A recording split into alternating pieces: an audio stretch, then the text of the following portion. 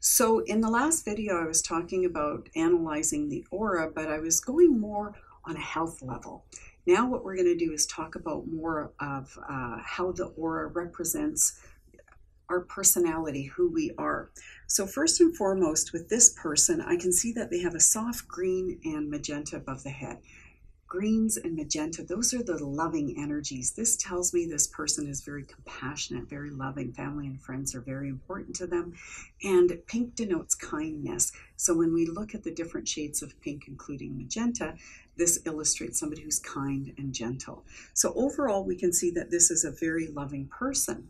Now, on a spiritual level, we're seeing white above the head, and white above the head on a spiritual level is indicating somebody who has a high state of consciousness. So we can see somebody who's loving, kind, gentle, and who understands humanity and wants to maybe, do well in helping other people.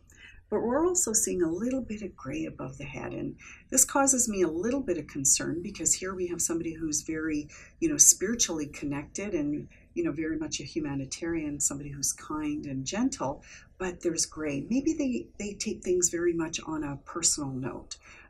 Green people tend to be the type of individual that take things to heart. So again, when we're reading the aura, these are some of the things that we would discuss with the client. So this way they understand, we know a bit about who they are. Then when we're going through the aura picture, there's other things that we point out in the different areas of the body. We look at, how are they moving forward in life? Is the energy in the feet and the legs doing well? How is their spine vitality? The health of their spine, their optimal energy flow. Is it strong or is it weak? These are things that we can actually see in the aura. And when we're doing an individualized aura reading, then we can discuss with the client areas of concern or blockages. Now, in this case with the client, we're seeing that in the neck and the shoulder area, there's a lot of stress. So with somebody who maybe be, someone who is very kind and gentle, often are big givers. Well, maybe they don't know how to ask for help, so they're closed in this area. That would be reflective of a low, weak throat chakra.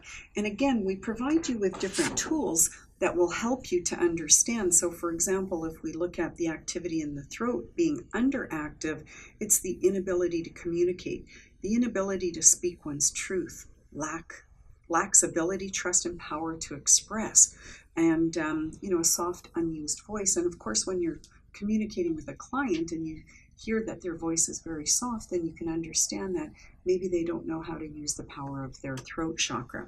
Similarly, we have an aura analysis handout that we supply you with that goes into the different colors. So when you're analyzing the colors, you have some key words to help you learn a little bit more about the client's potential.